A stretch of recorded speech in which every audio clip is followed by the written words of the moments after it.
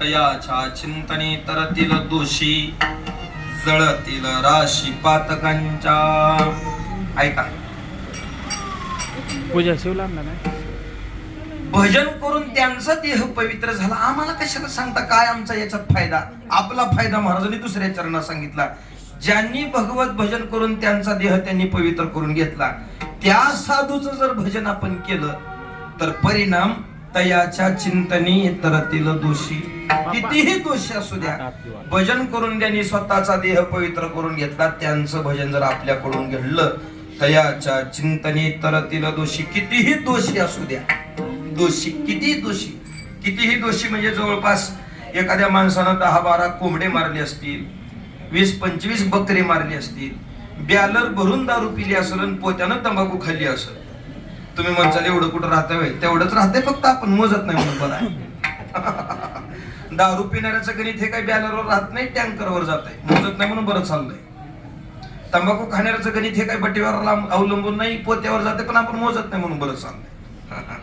पण एवढा जरी दोषी असला तर तयाच्या चिंतने तरतील दोषी. त्या साधूचं स्मरण आपल्याकडून घडलं, परिणाम हा फायदा आहे. दोषी तरतो. कस काय तरी एवढं पाप केलं तर कस काय महाराज? महाराज म्हणजे त्याचं उत्तरच आहे, जळतील राशी पातकांच्या. पातकाच्या राशीच्या राशीत जळून खाक होतील. हा परिणाम साधूच्या भजनाचा आहे. तयाच्या चिंतने तरतील दोषी जळतील राशी पातकांच्या. बर ठीक आहे महाराज.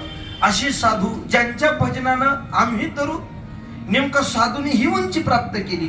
तुकाराम महाराज म्हणजे त्यांनी प्राप्त केलेली खरी उंची ही आहे असं नाही, त्यांनी प्राप्त केलेली खरी उंची महाराज तिसऱ्या चरणात वर्णन करतात. देव इच्छिरज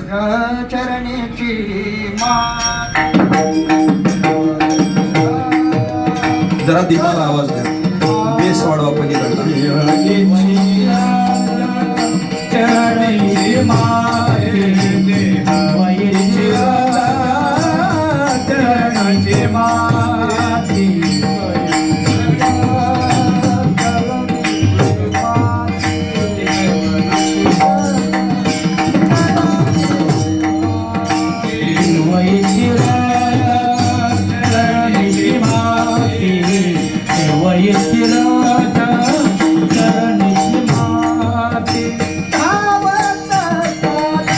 आवाज द्या यांना.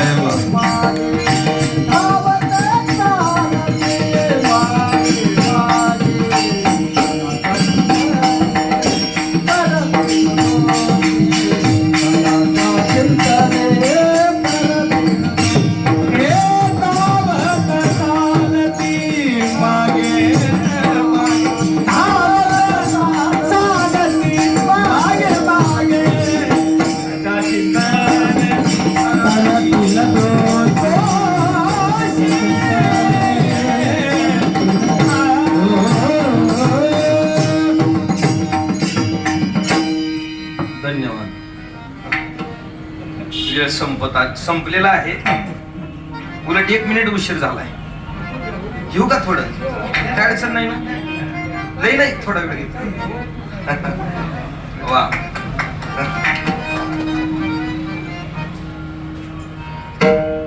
महाराज वर्णन करतात. देव इच्छिर साधूनी प्राप्त केलेली ही उंची. जगाचा मालक या साधूच्या चरणराजाची अपेक्षा करतो, ते मिळवण्यासाठी धावत चालती मागे मागे. नाम याच्या पाठी लागे केशराज. कशासाठी? मिळावया रज चरणीचे किंवा लागावया रज चरणीचे. साधूच्या चरणाची रज मिळावी म्हणून जगाचा मालक त्यांच्या पाठीमागे धावतोय. हा फायदा आहे त्याचा. संत चरण रज लागता सहज वासनेचे बीज जोडणी हे आपल्यासाठीचा फायदा. पण ते मिळावं म्हणून जगाचा मालक साधूच्या चरणरजाच्या अपेक्षेनं मागं पळत. काय झालं, एकदा देवाचं पोट दुखू लागलं. पोट दुखायला देवाचं सगळ्या नाही तिथल्या वैद्यांना दाखवलं, नाही तिथून औषधं खायला आणली, पण देवाचं काही पोटच राहत नाही. व्यवहारात सुद्धा काही काही माणसाचं कधी कधी असं पोट दुखतंय बघा. कुण्या बी दवाखान्यात न्या, त्याचं काही पोट कमी कुठेही न्या.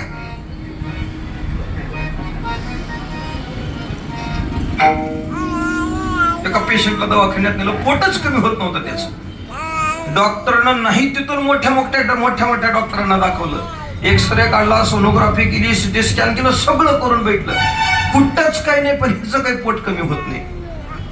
डॉक्टर सगळे उपचार करून कंटाळून गेले. डॉक्टर म्हणजे हे असलं कसलं पोट दुखलं तुझं?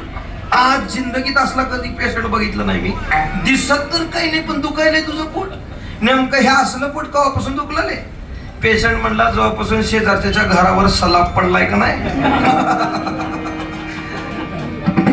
तेव्हापासून दुखायले. मला सांगा, हे पोट कोणत्या दवाखान्यात गेल्यावर नीट होईल हो? हा, देवाचं बी असं दुखत होतं. काय बी केलं तर त्याचं काही पोट राहत नाही. नारदांनी नाही तिथून वैद्य आणले, नाही ती औषधं खायला दिली, आणि देवाला विचारलं, देवा बरं वाटायले का? देव म्हणायचं नाही, पोट दुखायले, तर म्हणून लागलेली आहे. देव काय करावं कळत नाही. हात जोडली, हात टेकली नारदांनी, आणि नारदांनी सांगितलं, देवा आमची पर्याय संपलीत बाबा, आता तूच सांग काय राहिले का? आमच्याकडले तर पर्याय झालेत. आता देवानं सांगितलं, माझं पोट राहील नारदा, पण जो कोणी भक्त त्याच्या पायाखालची माती मला खायला देईल की माझं पोट राहील. शब्द नारदानं ऐकले की आधी आपले पाय मागे घेतले. नारद म्हणले, हे शक्य आहे का देवा? कोणता असा भक्त आहे की आपल्या पायाखालची माती जगाच्या मालकाला खायला देईल? कुठल्या नरकात पडावं लागेल, किती यातना भोगा लागतील याची जाण आहे भक्त मंडळीला, कोण देईल? देवानं सांगितलं, नारदा तुम्ही एक देणारे दिसत नाहीत, पाय मागे घेतलेत तुम्ही, पण जगात काही माझे भक्त कमी आहेत का? कुठून आणा ना. नारद बाहेर पडले. आता जाऊ पुण्या भक्ताच्या दारात? प्रश्न. नारदांनी विचार केला, दुसऱ्याचे दार फिरण्यापेक्षा ह्या देवाचेच फिरलो तर 7-8 दिवस ह्याच्यात जाते. 16,108 घर नारद फिरले, कुणीच माती दिली नाही. रुक्मिणी आई साहेब तर माती देतील वाटलं होतं, पण आई साहेब म्हणले, आमचे पती येते, आमचा धर्म नाही की आम्ही आमच्या मालकाला आमच्या पायाखालची माती द्यावी. कुठल्या नरकात पडावं लागेल, किती यातना भोगा लागतील याची जाण आहे. नारद आम्हाला माती नाही देऊ शकत, जा दुसरीकडे कुठे. आता जाऊ कोणाच्या दारात? प्रश्न निर्माण झाला. तसं त्याचं उत्तरही प्राप्त झालं. आता जर आपल्याला कोण माती देईल तर भगवंतावर वेड्यासारखं प्रेम करणाऱ्या गवळणी माती देईल. गवळणी सारखा भगवंतावर वेड्यासारखं प्रेम करणारा दुसरा व्यक्तिमत्व पाहतो. भगवंताला काही जण नित्य गाणारी आहेत, अजून गाता आलं नाही. वेदांनी त्याचं वर्णन वेगवेगळ्या पद्धतीने केलं, वेदाला अजून पुरेपूर वर्णन करता आलं नाही. मोठी मंडळी त्याचं गुणगान करता करता सगळीच हारली, पण पुरेपूर त्याचा पार कोणालाच गाठला नाही.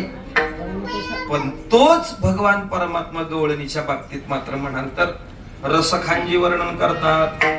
शेष महेश गणेश दिनेश सुरेश हि जाही निरंतर गावे, जाही अनादि अखंड अछेद अभेद हि सुभेद बतावे. नारद से शुक व्यास रटे, पछी हारे तऊ पुरी पारन पावे. ताही अहेर की छोवरी या छछेवा भरी छाछ पे नाचन छावे. भगवंताला काही जण नित्य गाणारी. कोण कोण गात? शेष महेश गणेश दिनेश सुरेश हि जाही निरंतर गावे. निरंतर गातात, अजून गाता आलं नाही. वेदांनी त्याचं वर्णन वेगवेगळ्या पद्धतीने केलं. जाही अनादि अखंड अछेद अभेद हि सुभेद बतावे. अजून जमलं नाही वेदाला. बर, एवढंच असं नाही. नारद से शुक व्यास